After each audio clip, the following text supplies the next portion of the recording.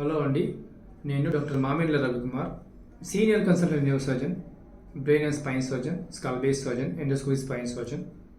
Of atlanto axial dislocation, especially మన మెడలో క్రేనియోవర్టెబ్రల్ junction అంటాం, దానికి ఎంఆర్ఐ చేయడం, ఎంఆర్ఐ సర్వే సివి జంక్షన్ అంటాము. అదేవిధంగా సిటీసీవి జంక్షన్ క్రేనియోవర్టెబ్రల్ జంక్షన్ చేయడం కానీ, అదేవిధంగా వర్టిబ్రల్ ఆర్టరీ ఫొరామెన్ నుంచి వర్టిబ్రల్ ఆర్టరీ పోతుంది కాబట్టి దాని కోర్స్ ఎలా ఉంది తెలుసుకోవడానికి సిటీ నెక్ వెజల్ యాంజియో చేయాల్సి వస్తుంది.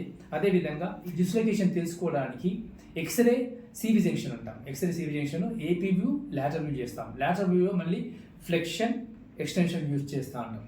సో ఈ ఫ్లెక్షన్ ఎక్స్రే, ఎస్పెషల్లీ సింపుల్ ఎక్స్రేతోని మనము అట్లాంటో యాక్సిల్ డిస్లొకేషన్ మనం ఈజీగా డయాగ్నోజ్ చేయవచ్చు. Simple X ray CV junction, AP open mouth to rule out the odontoid fracture. అదేవిధంగా లాటరల్ వ్యూలో ఫ్లెక్షన్ అండ్ ఎక్స్టెన్షన్ వ్యూలు చేసినప్పుడు మనము ఈ అట్లాంటో యాక్సిల్ డిస్లొకేషన్ అనేది ఈజీగా డయాగ్నోజ్ చేయగలము.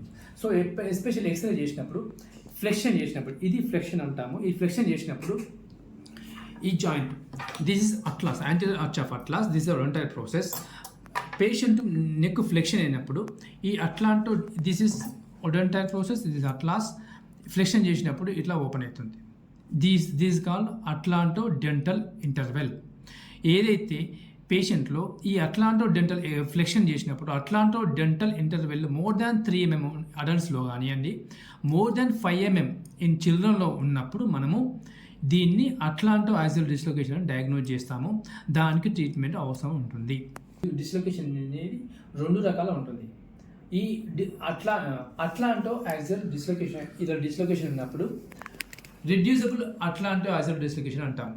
ఇట్లా డిస్లొకేషన్ అయిన దాన్ని మనము ట్రాక్షన్ పెట్టేసి, ఇలా ట్రాక్షన్ పెట్టి, హెడ్ ట్రాక్షన్ పెట్టేసి, స్కాల్ప్ ట్రాక్షన్ పెట్టేసిన తర్వాత మళ్ళీ దాన్ని రెడ్యూస్ చేస్తాం ఇలా. సో రెడ్యూస్ చేసిన తర్వాత మళ్ళీ రెడ్యూస్ చేసిన దాన్ని మనం రెడ్యూసబుల్ అట్లాంటో యాక్సిల్ డిస్లొకేషన్ అంటాము. ఇది రెడ్యూస్ అయిపోయి మళ్ళీ అలైన్మెంట్లోకి వచ్చేస్తుంది. దీన్ని రెడ్యూసబుల్ అట్లాంటో యాక్సిల్ డిస్లొకేషన్ అంటాము.